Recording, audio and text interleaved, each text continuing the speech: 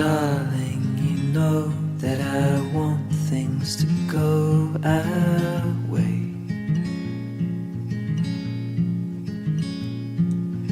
I'll try to reach you to lean every single day. I wanna be somebody that you wanna love. Don't wanna reach far another, wanna color your world.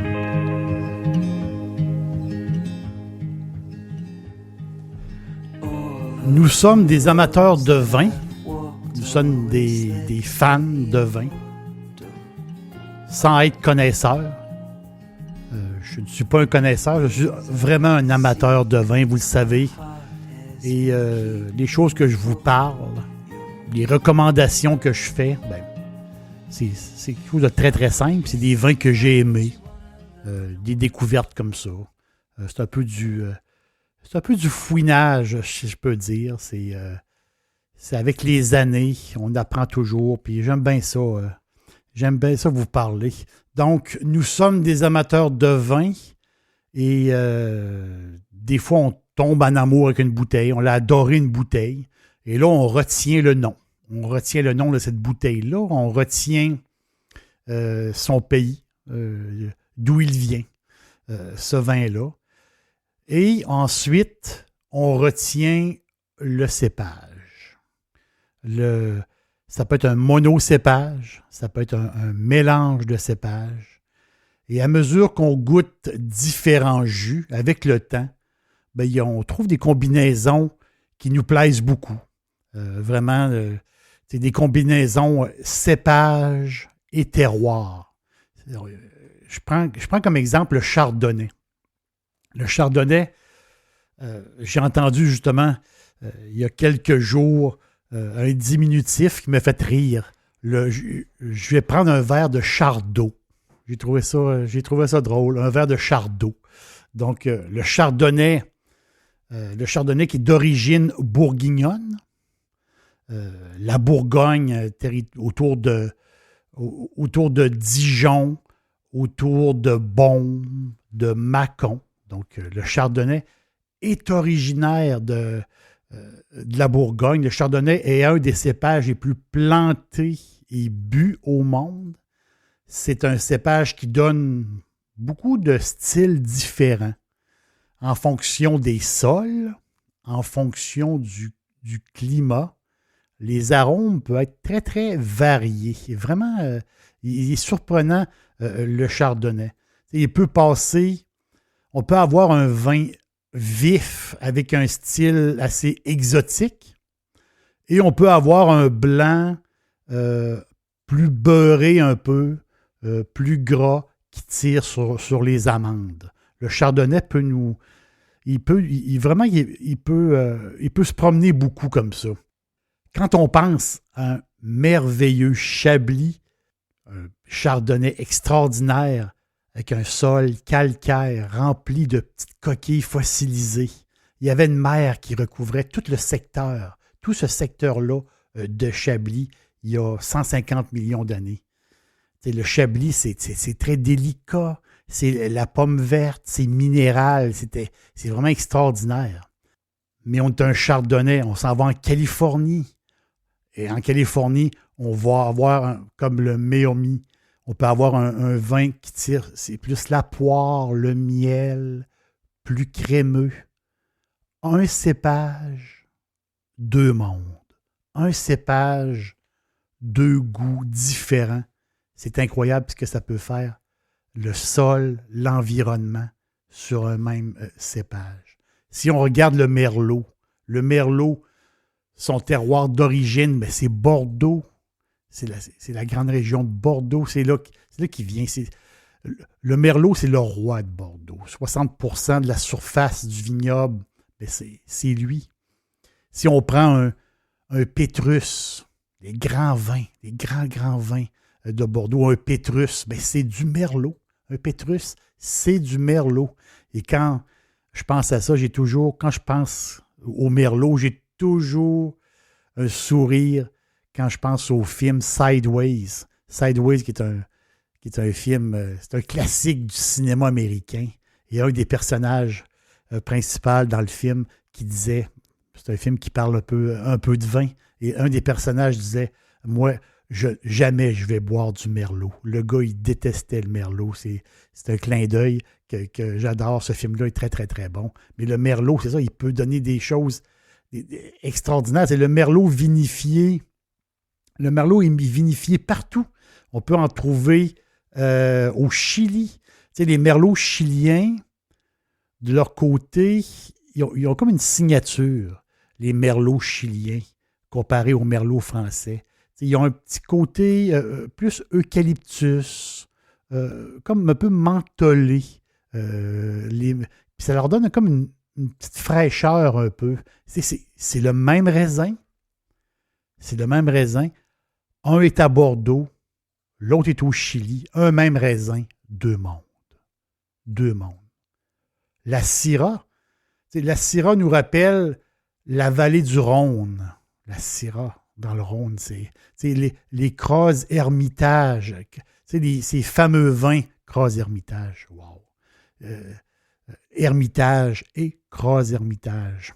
Ceux un petit peu moins dispendieux. Donc, c'est ces vins mi-corsés. La Syrah du Rhône, là, il y a le côté olive noire, des fruits mûrs, mais très, très olive noire, la Syrah du Rhône.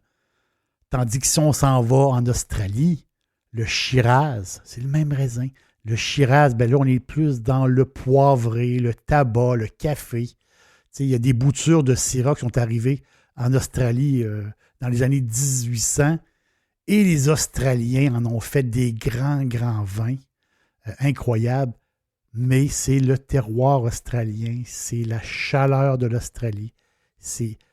Il y a une manière de faire, et là, toujours, un même cépage, mais deux goûts totalement différents, deux styles totalement différents. C'est passionnant. La Loire, on est entre Anjou et Nantes, la belle vallée.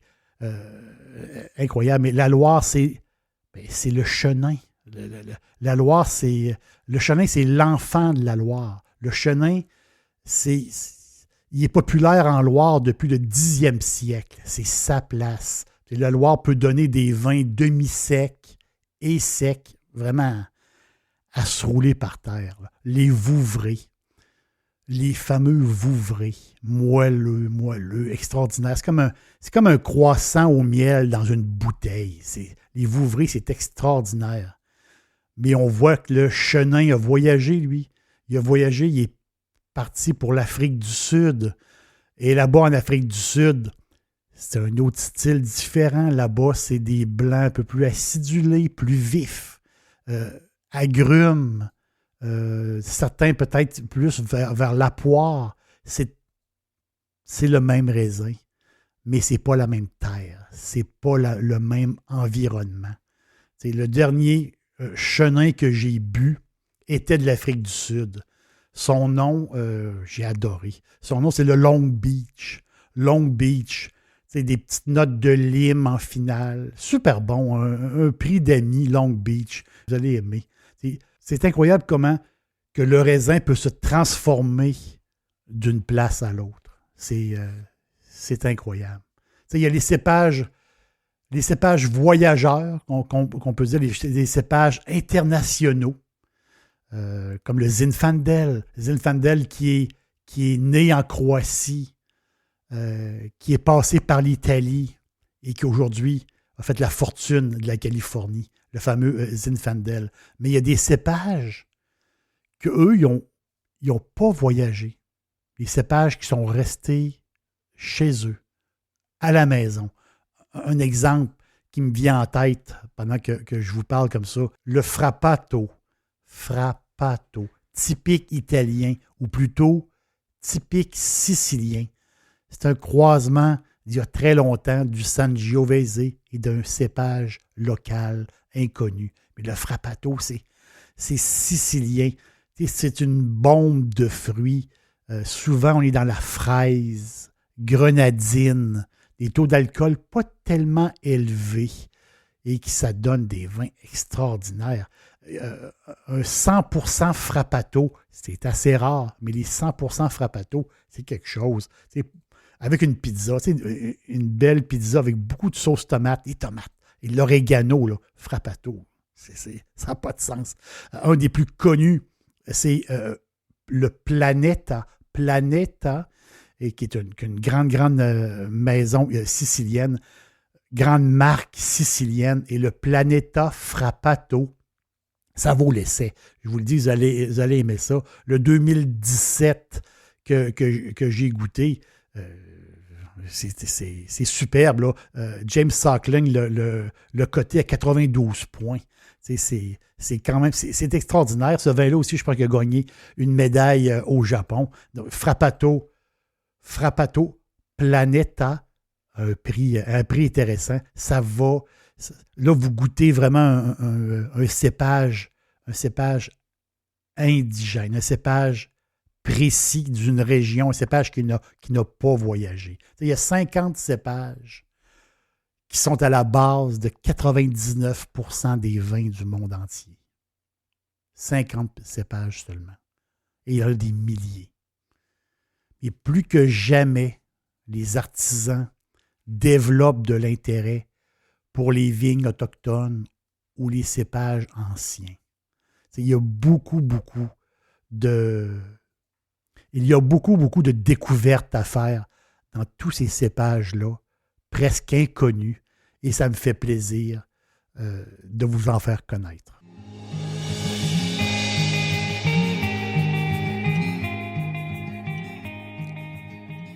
Il faut regarder notre bouteille, découvrir des nouveaux cépages, et là, on fait des découvertes incroyables. Mais c'est un peu ça, le vin. Il faut goûter, il faut prendre des chances.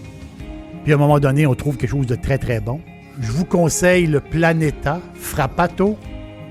Vous allez adorer ça. Bon voyage.